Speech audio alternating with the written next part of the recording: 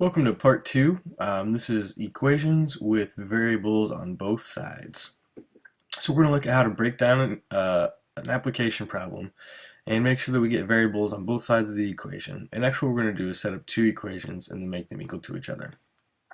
So customers at a phone company can choose between two service plans for long distance calls. The first plan has a $28 monthly fee and an additional 7 cents for each minute of the calls. The second plan has $15 monthly fee, charges up an additional 11 cents for each minute of calls.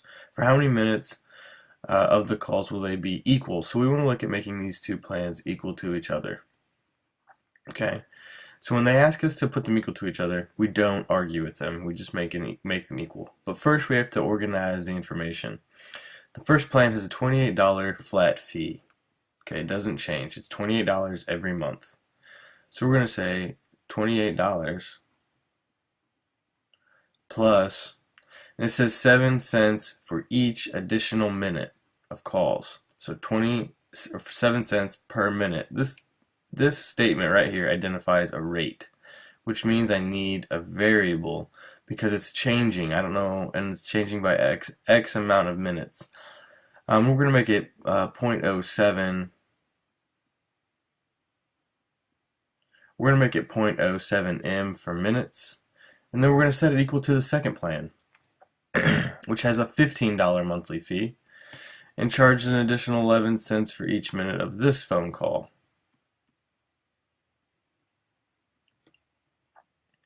So $15, excuse me, plus 11 cents per minute.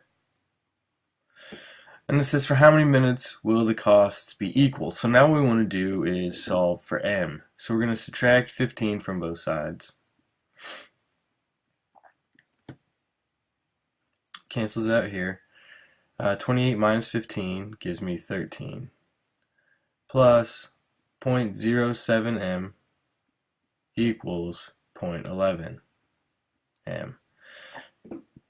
Next I'll subtract 0.07 from both sides, m minus 0.07 m.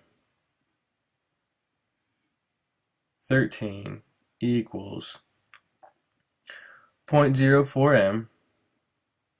So now I'm going to divide by 0.04 on both sides.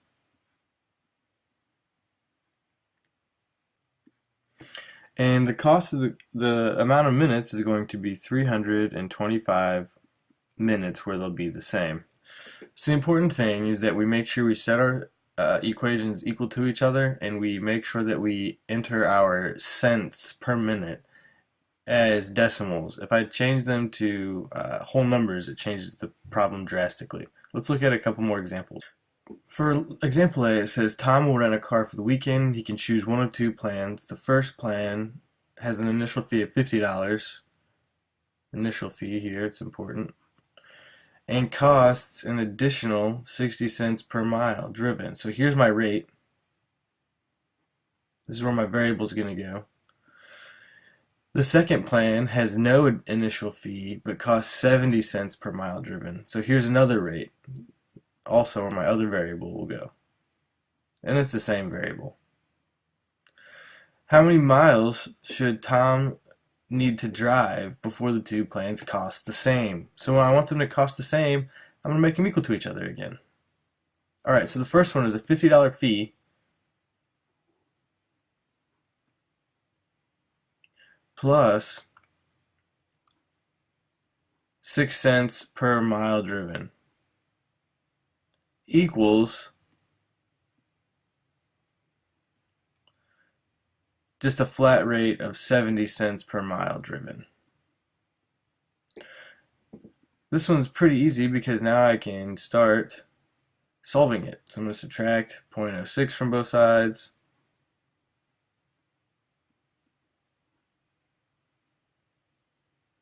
Excuse me, 0.60. Oh my goodness, I messed that one all up. Sorry, this should be 60 cents, so 0.60.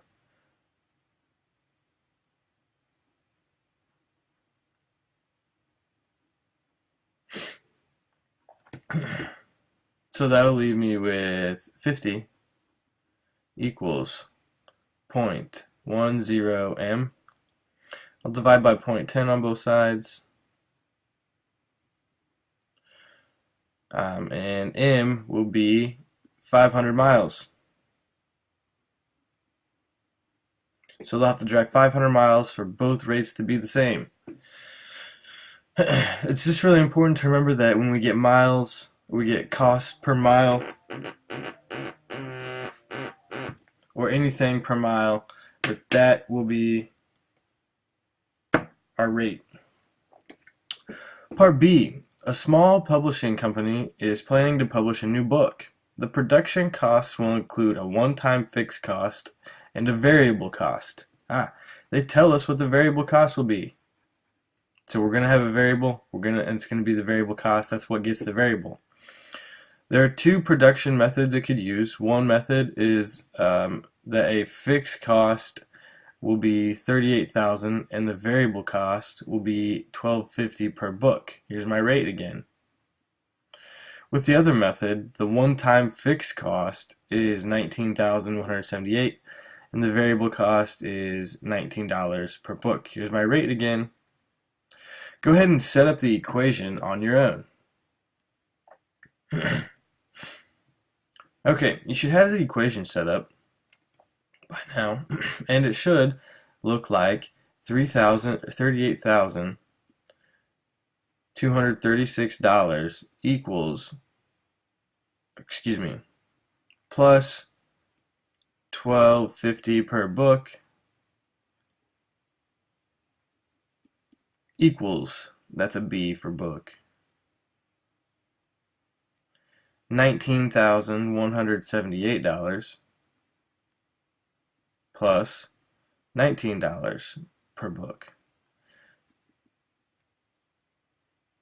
I forgot to put the B. $19 per book. Now I can start solving this beast. I'm going to subtract from both sides.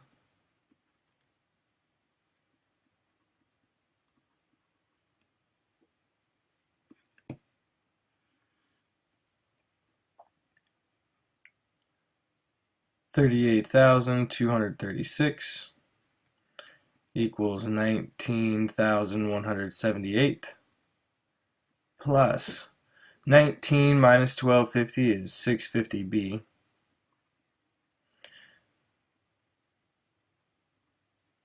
I'm going to subtract 19,178 from both sides.